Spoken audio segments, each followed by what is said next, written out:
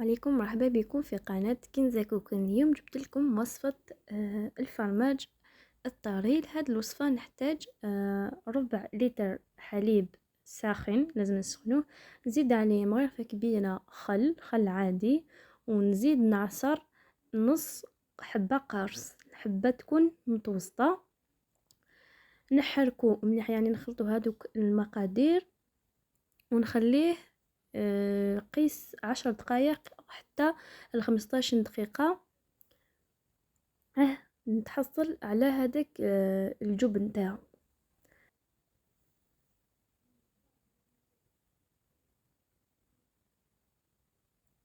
نعزل هذاك الجبن وحده والماء وحده. هذاك الماء ما ترموش، خلوه بجيه يقدر تسحقوه.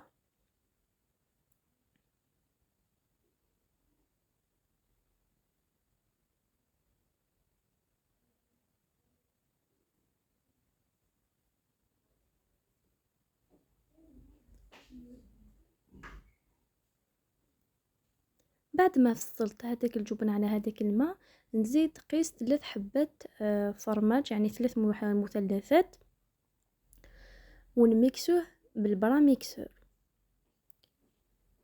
بعدها نتحصل على الجبن طري، والقوام نتوما اللي تتحكموا فيه. الا لقيتوه شويه يابس تقدروا تزيدوا له هذاك الماء اللي كنا حطيناه بجيه. الا حبيتوه هكاك خلوه هكاك، يعني لكم الاختيار.